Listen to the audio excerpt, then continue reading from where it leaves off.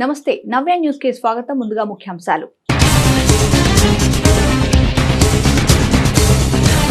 చీరాల నియోజకవర్గ వ్యాప్తంగా ఘనంగా మొహరం వేడుకలు. పేరాల పీర్ల చావడి వద్ద అగ్నిగుండంలో నిప్పులు తొక్కి భక్తి భావాలు చాటుకున్న ముస్లిం సోదరులు.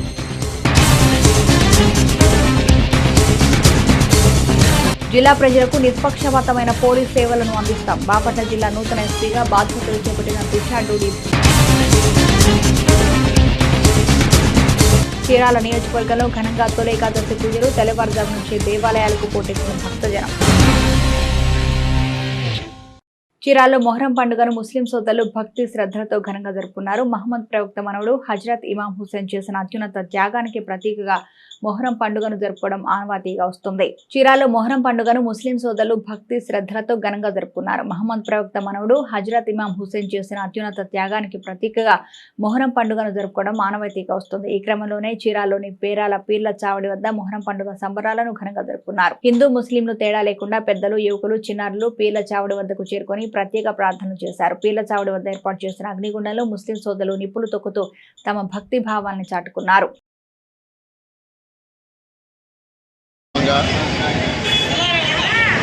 మొహమ్మద్ సల్లల్లాహు అలైహి వసల్లం వారి మనవలైనటువంటి హుస్సేన్ గారు ఇస్లాం సమాజ స్థాపన కోసం ముస్లిమేతరులతో పోరాడి అసలు బాసిన దినం ఈరోజు.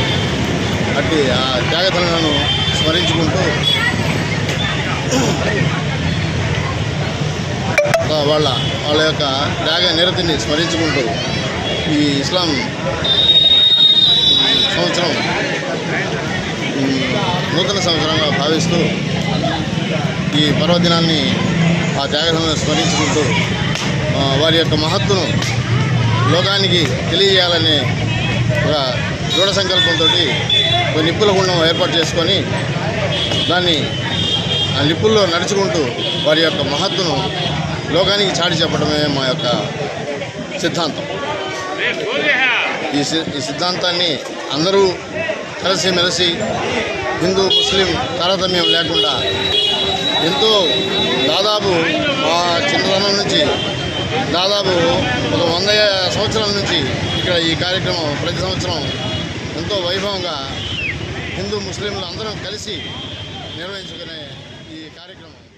బాపట్ల జిల్లా పోలీస్ ప్రధాన కార్యాలయంలో బాపట్ల జిల్లా నూతన ఎస్పీగా తుషార్ డూడి బాధ్యతలు తీసుకున్నారు. అనంతరం జిల్లా పోలీసు అధికారులతో ప్రత్యేకంగా సమావేశం నిర్వహించి జిల్లాలోని శాంతి భద్రతల గురించి చర్చించారు. జిల్లా ప్రజలకు నిష్పక్షపాతమైన సేవలు అందిస్తూ ఫ్రెండ్లీ పోలీసింగ్ అమలు చేస్తామని బాపట్ల జిల్లా ఎస్పీ తుషార్ డూడి చెప్పారు. బుధవారం బాపట్ల జిల్లా పోలీస్ ప్రధాన కార్యాలయంలో బాపట్ల జిల్లా నూతన ఎస్పీగా తుషార్ డూడి బాధ్యతలు తీసుకున్నారు. అనంతరం జిల్లా పోలీసు అధికారులతో ప్రత్యేకంగా సమావేశం నిర్వహించి జిల్లాలోని శాంతి భద్రతల గురించి చర్చించారు.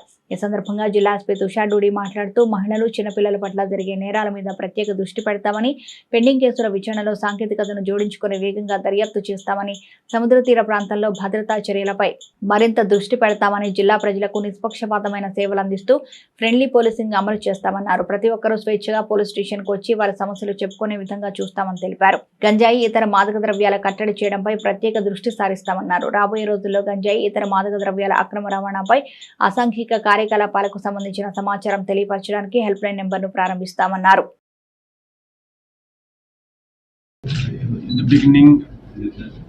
నాకు ఈ రెండు డిస్ట్రిక్ట్ బాపట్ల ఎస్పీగా నాకు ఈ బాధ్యత ఇవ్వడానికి government honourable CM sir, honourable DGP సార్కి నా తరఫు నుండి ధన్యవాదాలు.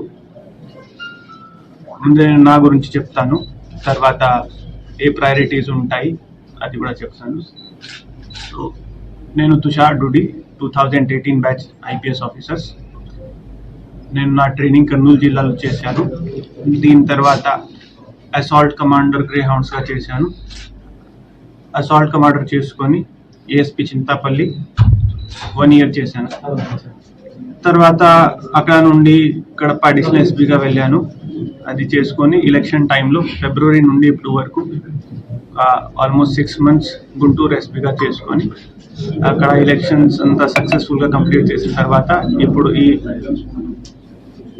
ట్రాన్స్ఫర్స్లో నాకు బాపట్ల ఎస్పీగా బాధ్యత ఇవ్వడం జరిగింది. బాపట్ల జిల్లాలో ప్రభుత్వం తరపు నుండి ఇచ్చిన ప్రయారిటీస్ ప్రకారం vulnerable sections specially women and చిల్డ్రన్కి ఒక ప్రొఫెషనల్ ఎఫిషియెంట్ పోలీసింగ్ ఇవ్వడానికి నా ప్రయారిటీస్ ఉంటాయి.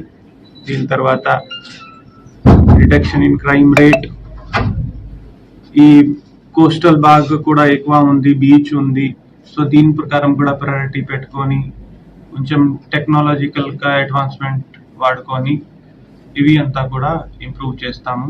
తొలేకాదశి పండుగను పురస్కరించుకుని బాపట్ల జిల్లా చీరాల్లోని ఆలయాలన్నీ భక్తులతో కిటకిటలాడాయి. పేరాల ముత్యాలపేటలోని శ్రీ మహాలక్ష్మి అమ్మవారి చెట్టు వద్ద భక్తులు లక్ష మల్లె పువ్వులతో అమ్మవారికి ప్రత్యేక పూజలు నిర్వహించారు. తొలేకాదశి పండుగను పురస్కరించుకుని బాపట్ల జిల్లా చీరాల్లోని ఆలయాలన్నీ భక్తులతో కిటకిటలాడాయి. పేరాల ముత్యాలపేటలోని శ్రీ మహాలక్ష్మి అమ్మవారి చెట్టు వద్ద భక్తులు లక్ష మల్లె పువ్వులతో అమ్మవారికి ప్రత్యేక పూజలు నిర్వహించారు. ఈ సందర్భంగా అమ్మవారికి చెట్టుకు బంగారు ఆభరణాలతో ప్రత్యేకంగా అలంకరించారు. కూరగాయలతో దండను తయారు చేసి అమ్మవారి చెట్టుకు అలంకరణ చేశారు. తెలుగువారి తొలి పండుగ అయిన తొలి ఏకాదశి నాడు నియమనిష్టతో ఉపవాస దీక్షలను ఆచరించడం ద్వారా సకల పాపాలు తొలగి ఆయురారోగ్యాలు కలుగుతాయని భక్తుల ప్రగాఢ విశ్వాసం.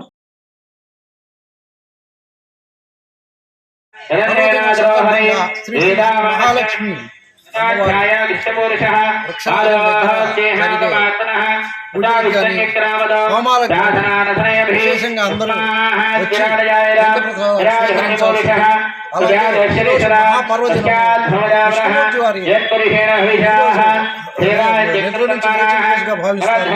ఈరోజు విష్ణుమూర్తి వారిని దర్శించుకుంటూ పాపాలు మూట అని చెప్పి మంచి జరగాలని శ్రీ శ్రీ మహాలక్ష్మి అమ్మవారి కటాక్షాలు మీద ఉండాలని సదా కోరుకుంటూ చరిత్రలో నేటి ముఖ్యమైన ఘటనల్ని ఓసారి చూద్దాం.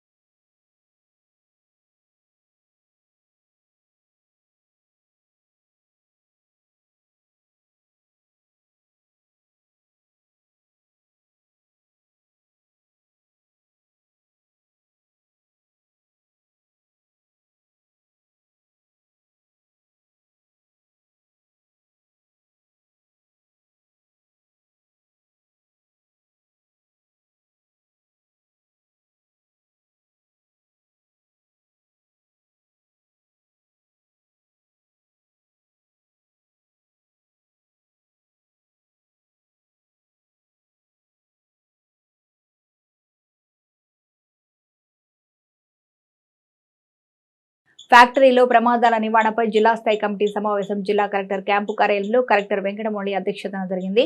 సమావేశంలో కలెక్టర్ వెంకటమురళి మాట్లాడుతూ జిల్లాలోని ప్రధాన ఫ్యాక్టరీలను అధికారులు తనిఖీలు చేసి నివేదిక పంపాలని ఆదేశించారు. పరిశ్రమల్లో ప్రమాదాలు, ప్రాణ నష్టం జరగకుండా అధికారులు ముందస్తు జాగ్రత్త చర్యలు తీసుకోవాలని బాపట్ల జిల్లా కలెక్టర్ జె వెంకటమురళి ఆదేశించారు. ఫ్యాక్టరీలో ప్రమాదాల నివారణపై జిల్లా స్థాయి కమిటీ సమావేశం జిల్లా కలెక్టర్ క్యాంపు కార్యాలయంలో కలెక్టర్ వెంకటమురళి అధ్యక్షతన జరిగింది. సమావేశంలో కలెక్టర్ వెంకటమురళి మాట్లాడుతూ జిల్లాలోని ప్రధాన ఫ్యాక్టరీలను అధికారులు తనిఖీలు చేసి నివేదిక పంపాలని ఆదేశించారు. ఇటీవల విజయవాడలోని అల్ట్రాటెక్ ఫ్యాక్టరీలో ప్రమాదం జరగడంతో ప్రమాదాలపై ప్రభుత్వం అప్రమత్తమైందన్నారు. ఫ్యాక్టరీల భద్రతపై తనిఖీ చేయాలని జీవో నెంబర్ 79ని విడుదల చేస్తుందన్నారు. ఆ మేరకు జిల్లాలో కాటన్, ఆక్వా, మిర్చి ప్రాసెసింగ్ చేసే తదితరమైన ఫ్యాక్టరీలో అమోనియం వినియోగించే ఫ్యాక్టరీలో 19 ఉన్నట్లు గుర్తించామన్నారు. ప్రజలకు నష్టం జరగకుండా వాటిని తనిఖీలు చేసే భద్రతపై నివేదిక పంపాలన్నారు. ఏ ఫ్యాక్టరీలోనూ ప్రాణహాని జరగరాదని హెచ్చరించారు. ప్రమాద సంఘటనలకు తావివ్వరాదన్నారు. చట్టం పరిధిలోనే ప్రతి ఒక్క అధికారి పనిచేయాల్సి ఉందన్నారు. 15 రోజుల్లో తనిఖీలు చేసి సమగ్ర నివేదిక సమర్పించాలన్నారు. నిబంధనల ప్రకారం ఫ్యాక్టరీల ఏర్పాటు, నిర్వహణ ఉందా లేదా అనే అంశాలను పరిశీలించాలన్నారు. నిబంధనలు ఉల్లంఘిస్తే తక్షణమే చర్యలుంటాయన్నారు. సమావేశంలో జిల్లా సంయుక్త కలెక్టర్ బి సుబ్బారావు, పరిశ్రమల శాఖ GMY Krishna, pollution control board G Raghavareddy, inspector of chief factories రిపీట్ ఇన్స్పెక్టర్ పరమేశ్వరరావు తదితరులు పాల్గొన్నారు.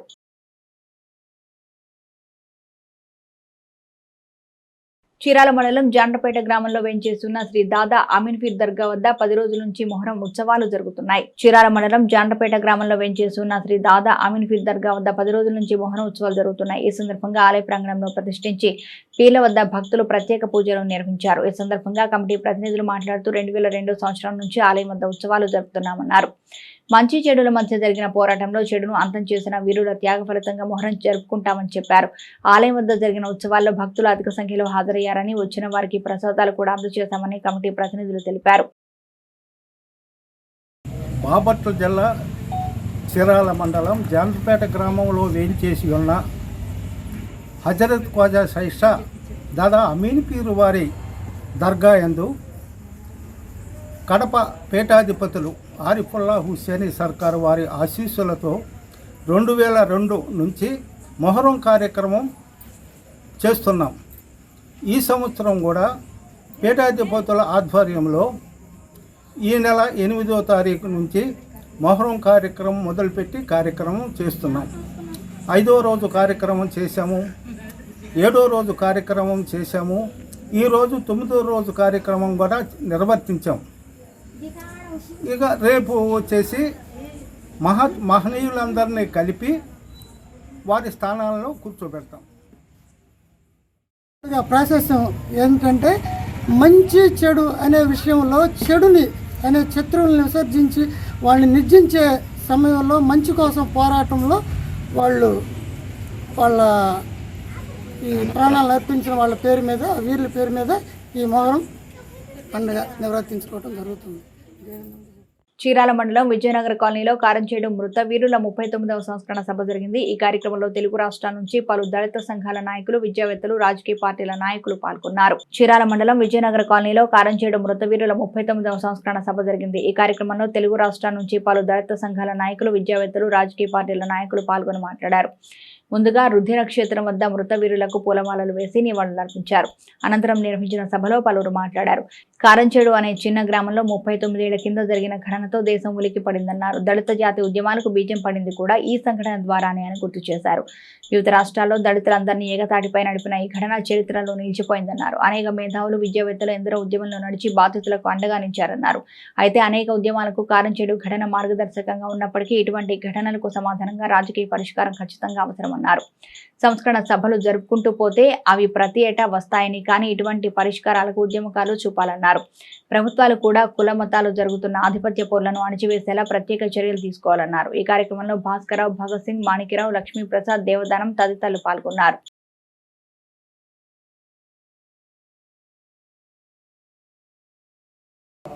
వేగంగా లేకపోయినప్పటికీ దేశవ్యాప్తంగా కారంచేడు ఉద్యమం అనేకమైనటువంటి నాయకత్వాన్ని ఇచ్చినటువంటి మాట వాస్తవం. నాయకత్వం అంటే మన వాళ్ళు కేవలం ఒక ఉద్యమ నాయకత్వమే చూడాల్సినటువంటి అవసరం లేదు. రకరకాల నాయకత్వాలు ఉన్నాయి. ఇక్కడ దళిత ఉద్యమం జరిగింది, సామాజిక ఉద్యమాలు వచ్చినాయి, కుల ఉద్యమాలు వచ్చినాయి, ఐడెంటిటీ ఉద్యమాలు చాలా వచ్చినాయి. చాలా కూడా దేశవ్యాప్తంగా ఈ స్ఫూర్తితోటి జరుగుతూ ఉన్నాయి. అయితే మనిషి ఎప్పుడు కూడా పురోగమిస్తూ ఉండాలి. ఆ పురోగమనం మనిషి ఎప్పుడు చర్మంలో ఉండాలి, సంస్థ అయినా చర్మంలో ఉండాలి, అది పురోగమనం వైపు వెళ్తూ ఉండాలి. చర్మంలో ఉండాలి అని చెప్పేసి పురోగమనం వైపు వెళ్తే దానికి పెద్దగా ఫలితాలు ఏమి రావు. చలనంలో ఉండటం ఒక్కటే ప్రామాణికం కాదు. చలనంలో ఉండి పురోగమనం వైపు మనం వెళ్తూ ఉండాలి. ఇక్కడ ఇప్పుడు మా మామగారు భగత్ సింగ్ గారు ఒక మాట చెప్పారు, ఏం పర్వాలేదు బాబురావు అన్నకి నేను చెబుతా ఉన్నాను బ్రతికే ఉంటుందని. బ్రతికి అంపశయ మీద ఉన్నా కూడా అది విలువే ఉండదు, ఉపయోగం కూడా ఉండదు. ఇది కాదు మీరు చెప్పిన దానికి నా ఉద్దేశం చెప్తున్నా. అంపశయ మీద ఉండాలని అవసరం లేదు, పురోగమనం వైపు ఉందా లేదో చూసుకోవాలి. నేటి తిరుమల తిరుపతి సమాచారాన్ని ఓసారి పరిశీలిద్దాం. తిరుమల వెంకన్న ఆదాయం అంతకంతకు పెరుగుతోంది. ఈ మధ్యకాలంలో గణనీయంగా పెరిగిన భక్తుల రద్దీతో పాటు హుండీ ఆదాయం కూడా రికార్డులు బద్దలు కొడుతుంది. భక్తుల సంఖ్యకు తగ్గట్టుగానే అదే స్థాయిలో పెరుగుతుంది. ఆపద మొక్కులు తీర్చే స్వామికి కానుకలు సమర్పించే భక్తకోటి తిరుమలేశుడి ఆస్తుల విలువను అమాంతంగా పెంచుతోంది. వెలకట్టలేని బంగారు ఆభరణాలు వెంకన్న సొంతం కాగా ఈ ఏడాది మొదటి 6 నెలల హుండీ ఆదాయం 670.21 కోట్లుగా శ్రీవారి ఖాతాకు జమైంది. ఈ ఏడాది జనవరిలో 116.46 కోట్లు, ఫిబ్రవరిలో 111.71 కోట్లు, మార్చి నెలలో 118.49 కోట్లు, ఏప్రిల్ నెలలో 101.63 కోట్లు, మే నెలలో 108.28 కోట్లు, జూన్ నెలలో 113.64 కోట్ల రూపాయల హుండీ కానుకలుగా శ్రీవారికి వచ్చాయి. తొలేకాదశి పర్వదినాన్ని పురస్కరించుకొని చీరాల్లోని పలు ఆలయాల్లో ప్రత్యేక పూజలు జరిగాయి. ఈ సందర్భంగా తెల్లవారుజాము నుంచే భక్తులు ఆలయాల వద్దకు చేరుకుని స్వామివారిని దర్శించుకున్నారు. తొలేకాదశి పర్వదినాన్ని పురస్కరించుకొని చీరాల్లోని పలు ఆలయాల్లో ప్రత్యేక పూజలు జరిగాయి. ఈ సందర్భంగా తెల్లవారుజాము నుంచే భక్తులు ఆలయాల వద్దకు చేరుకుని స్వామివారిని దర్శించుకున్నారు. పేరాల రుక్మిణి సత్యభామ సమేత మదనగోపాల స్వామి ఆలయంలో ఉదయం నుంచి విశేష అర్చనలు, అలంకరణ సేవలు జరిపారు. అనంతరం సత్యనారాయణ స్వామి వ్రతాలు, గ్రామోత్సవ కార్యక్రమాలు నిర్వహించారు. గడియార స్తంభం సెంటర్లోని వీరరాఘవ స్వామి ఆలయంలో స్వామివారికి విశేష పూజా కార్యక్రమాలు నిర్వహించారు. ఇచ్చేసిన భక్తులకు ప్రసాద వితరణ చేశారు. జై శ్రీరామ్. శ్రీ వేదవల్లి కనకవల్లి సమేత శ్రీ వీరరాఘవ స్వామివారి దేవస్థానం నందు ఈరోజు తొలి ఏకాదశి పురస్కరించుకుని స్వామివారికి విశేషంగా పంచామృత అభిషేక కార్యక్రమం అత్యంత వైభవంగా జరిగింది. ఈ యొక్క కార్యక్రమాన్ని తరతరాలుగా వస్తున్న ఆచార విధానంలో ఈ యొక్క కార్యక్రమాన్ని బొగ్గులం వారి వంశీకులు ఈ యొక్క కార్యక్రమాన్ని చేయిస్తుంటారు. అలాగే ఈరోజు ఈ యొక్క కార్యక్రమంలో భక్తులంతా కూడా చాలామంది పాల్గొన్నారు. స్వామివారి అనుగ్రహం, స్వామి యొక్క అష్టైశ్వర్యాలు, భోగభాగ్యాలు అన్ని కలగాలి. ఈ యొక్క కార్యక్రమం చాలా అత్యంత వైభవంగా జరిగింది. భక్తులందరికీ కూడా తీర్థప్రసాదాలు వినియోగ ఈ యొక్క కార్యక్రమాన్ని ఆలయంలో కార్యనిర్వహణాధికారైన శ్రీలత గారి ఆధ్వర్యంలో జరిగింది. నేటి వాతావరణ సమాచారాన్ని ఓసారి పరిశీలిద్దాం. తెలుగు రాష్ట్రాల్లో గత కొన్ని రోజులుగా వర్షాలు దంచుకొడుతున్నాయి. కొన్ని ప్రాంతాలు నదులను తలపిస్తున్నాయి. జనజీవనం అస్తవ్యస్తంగా మారింది కూడా. ఈ నేపథ్యంలో ఆంధ్రప్రదేశ్, తెలంగాణ రాష్ట్రాల్లో రాగల 24 గంటల్లో కొన్ని జిల్లాల్లో తేలికపాటి నుంచి మోస్తరు వర్షాలు కురిసే అవకాశం ఉందని, అదే సమయంలో మరికొన్ని జిల్లాల్లో భారీ నుంచి అతి భారీ వర్షాలు కురిసే అవకాశం ఉందని వాతావరణ శాఖ వెల్లడించింది.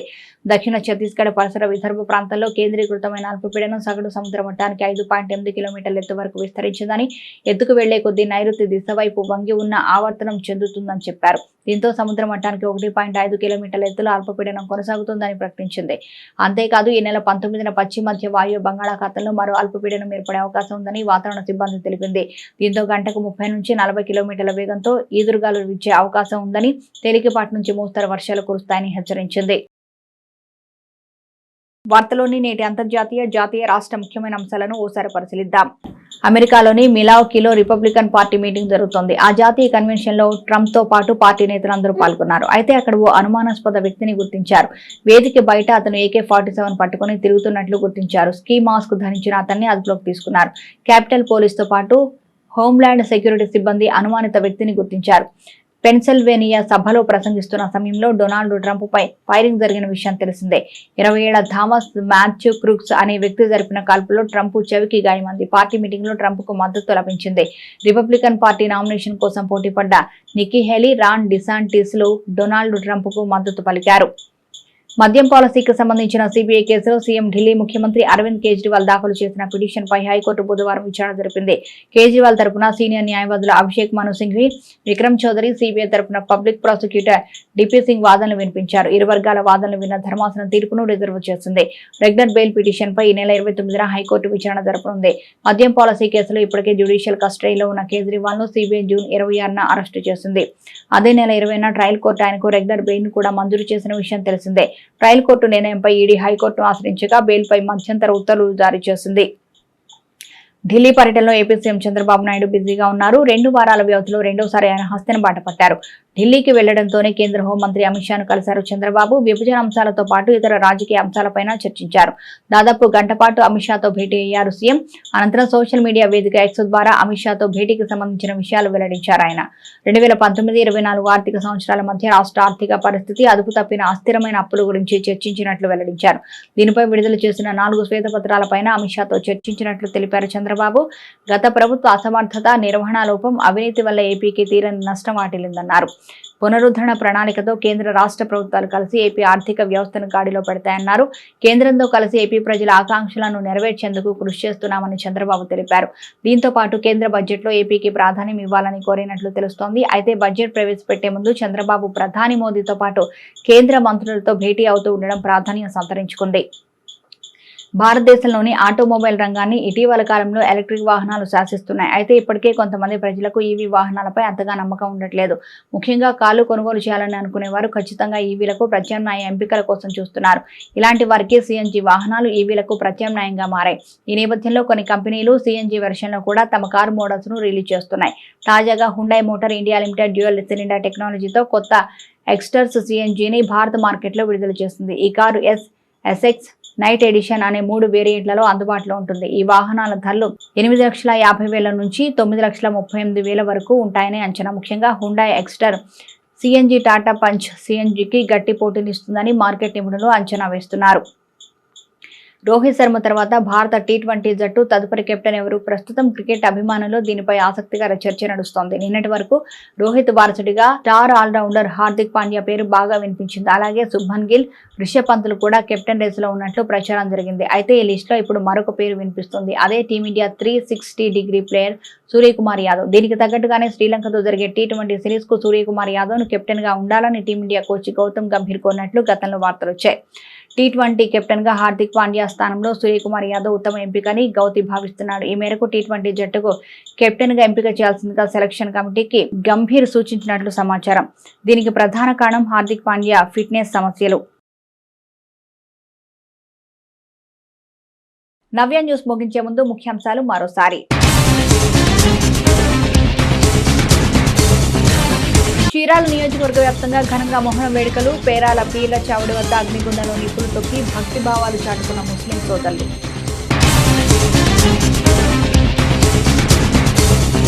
జిల్లా ప్రజలకు నిష్పక్షపాతమైన పోలీస్ సేవలను అందిస్తాం. బాపట్ల జిల్లా నూతన ఎస్పీగా బాధ్యతలు చేపట్టిన తుషార్. చీరాల నియోజకవర్గంలో ఘనంగా తొలి ఏకాదశి పూజలు. తెల్లవారుజాము నుంచి దేవాలయాలకు పోటెక్కిన భక్తజనం. నవ్య న్యూస్ ఇంతటితో సమాప్తం. నమస్కారం.